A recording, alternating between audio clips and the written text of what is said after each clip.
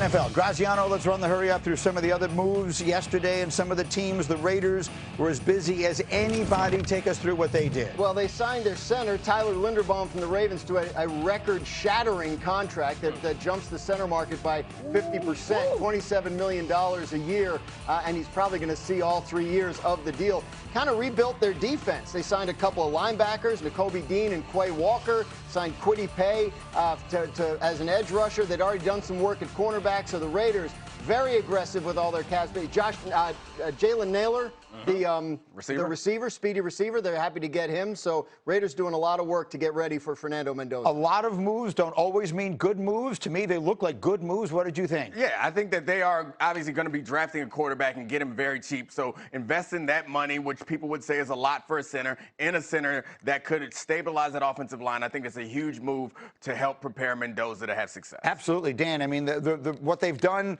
they're going to draft Fernando Mendoza #1. They added draft picks, obviously, in the trade of Max Crosby as well. Looks like they're setting things up a little bit for Mendoza pretty nicely to get started. It's the best day the Raiders could have had for their potential young quarterback. I think the #1 thing you can do for a young quarterback to help him, give him a defense. Make him feel that he doesn't have to score 30 points a game and a touchdown every pass play. The addition to those defensive picks, big deal. And then the second thing is you can keep him clean. And Linderbaum's going to be a big part of that. Linderbaum's very good in the run game, in their zone run game. Clint Kubiak getting out on the edges and being athletic. He's also really strong in protection. Also, remember, Ashton Genty. Ashton Genty's their first-round pick last year. He had 112 runs that were up the middle of their offensive line. 50% of those were hit at or behind the line of scrimmage. So if they can just get Genty to run the football a little bit better, that's also going to be super impactful for Mendoza. Sure. I'm told Shefty wants to jump in here. Greeny. Yeah, Peter, go. Oh, I was going to get in. Yeah, go. Go ahead. Go. There's the crappy team tax. You know, like everyone's saying, oh, they overpaid. They're a crappy team. You have to overpay sometimes to get people to come to a crappy team. Now they're not going to be a crappy team. Sorry, Peter. You look at the Patriots last year. We don't use the word overpaid. Like no player is ever overpaid. When Dominique Foxworth is on the Get Up program, we find another word other than overpaid because none of these guys are overpaid. I'm sorry. You don't have any problem with crappy team, but overpaid. Crappy team is fine. We prefer more than fairly compensated. Yeah, I like that. More than fairly compensated. I'm good with that. I'll just say this. Last year, the Patriots spent $300 million in free agency, and they gave Milton Williams this huge deal. And everyone said, oh, they overpaid. And Stephon Diggs, they played in the Super Bowl later that year. All right? That's what I'm saying. It's the Way Raiders, to go. Yes, Way to go, Peter. I love it. Dominique is not having anyone being overpaid under any circumstances. Shefty wants in. Shefty, get in here.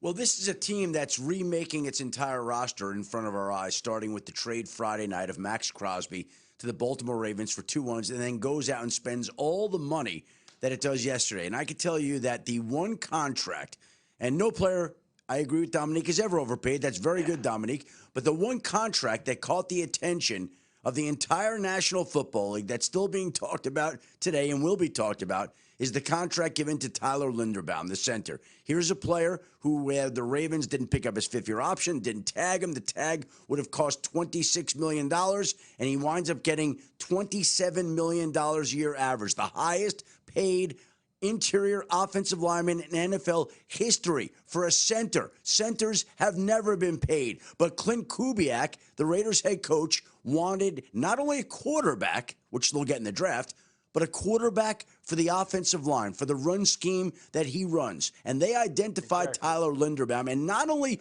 did they make him the highest paid center, highest paid interior offensive lineman, but they gave him a 3-year deal, which teams are loath to do that. They don't want a player there for 3. They want him there for 4 years, 5 years. So Tyler Linderbaum gets this huge deal with the chance to become a free agent again at the age of 28. And that is the deal that I can tell you caught the attention of everybody across the league. There was an executive that called me last night. They're like, you didn't mention that it was going to be this high. I said, I spoke to you over the weekend, and there was a feeling that this is where it was going to go to. The only question, it was never a question about whether he was going to become the highest paid interior offensive lineman. The only question was whether he would become at center the highest paid offensive lineman in history at center. And he fell short of that mark by a little, but it caught everybody's attention. It's just a testament to what could happen if you didn't have the wage-restricting devices of the franchise tag, the 50-year option, all that kind of stuff. This guy got a real free agency, and as a result was robustly compensated. And I think his athleticism adds to the screen game, which I think is huge for a young quarterback to be able to get rid of the ball quickly in the screen game. Tyler Linderbaum is able to do that because he's one of the more athletic centers in the league. It's a really, really good deal, I think, for a team that has some money to spend, considering the fact that they have premier positions like Bowers and the quarterback on rookie contract. I'll say two things. One, Jeff Saturday texted me yesterday. He's starting to work out again now that the centers are getting paid this way. And two, we had 3 topics planned for that, and we got in 1. So let's work on this, guys. We got to fly through these a little more. Coming up next, we'll get to Kansas City. Everything may not be up to date for those long-time outstanding Chiefs. And then before the sun had set on the day, Tua was in Atlanta. The Falcons will give him a 1-year deal, giving them another left-handed quarterback to complement Michael Penix Jr., who tore his ACL in Week 11 and still unclear when he'll be back. Let's dive into this because clearly we had a lot of opinions on it early and I wasn't able to sink our teeth into it. Dan Orlovsky, what is your big picture take on Tua going to Atlanta? It's the right decision for both parties. One, best place for Tua to try to rebuild himself as a starting quality quarterback or starting caliber quarterback. Really good offensive line, best offensive line Tua would have ever had in his career down in Atlanta up until this point. Obviously, plenty of offensive talent. And then for Atlanta, it's the right decision. Atlanta doesn't have a first-round pick. They don't have money to spend on a quarterback. They've got other options like Kyler Murray not going there. Geno Smith wasn't going there. Kirk Cousins wasn't going there. Couldn't pay Malik Willis. So out of the reality, they need a starting quarterback in March.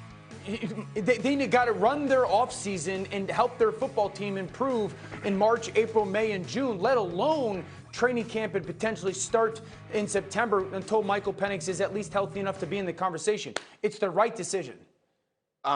The left-handed part, I think, makes sense. The rest of it doesn't. I think having another left-handed quarterback to back up your left-handed starter, that's a fine idea. They're both kind of injury-prone, and neither is, like, established, legitimate starter. That's why Tua is available. The team who just had him released him with $60 million of dead cap money. I think convincing ourselves that Tua is going to run this team would be foolish. I also think that we're not sure what Michael Penix is. You have a team that has a lot of really talented. You have a team that has a lot of really talented players on rookie deals right now. You restructure some contracts and you find a way to get Malik Willis. I think Malik Willis is the best possible answer that they could have had. They have an attractive destination. You pointed out, Dan, all the reasons why it's attractive. I'm just looking at this roster and looking at both of these 2 quarterbacks, and I don't believe that either of these 2 quarterbacks are quite good enough to take this team where I think that they believe that they belong, considering the improved defense, considering the good offensive line, considering the number of first-round weapons they have on offense. These guys aren't the answer. I don't see how Malik Willis would have worked there. Like, they have the 8th pick in the draft was Michael Penix. Kirk Cousins was very expensive and will continue to be in terms of their cap situation. You're able to get a quarterback on a minimum salary deal that has 75-plus career starts in the NFL that throws with the same hand that your starter does. It's a shame they couldn't get Kellen Moore to come coach him.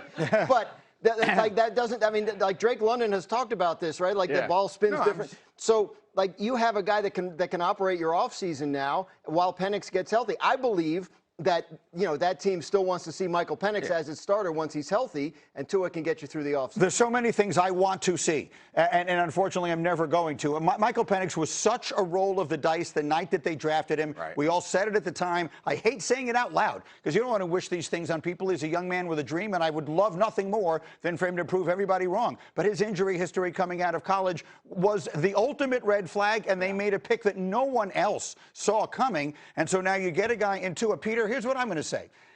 I don't know that Tua is going to play great there, but I think if he has any chance of resurrecting his career, this is the spot for him to do it. Look at the division he plays in. He's going to play his home games in a dome. His road games are in New Orleans, Tampa, and Carolina, so none of the weather that has always been his problem. He's got really good offensive weapons around him and a coach who quarterbacks tend, Yeah. I was about to say play well under. I don't know if they always do or they don't, but he wins Coach of the Year every once in a while and is considered an offensive mind. So I think if Tua is going to have any chance of resurrecting himself, Peter, this was his best shot. And I would add in that Matt Ryan's opinion matters, and Matt Ryan's not putting a name on a quarterback that he's bringing in that he doesn't think has a chance to succeed there. Look, Michael Penix's injury history is one thing. He also didn't play great last year when he was on the field. And Zach Robinson's offense was a bunch of pistol and shotgun and gadgetry. You put Tua in there, he's a traditional drop back quarterback. He can run a little bit, but it gives them another option. At $1 million, Dominique, I understand what you're saying. I'm not putting Tua in the Hall of Fame either, but at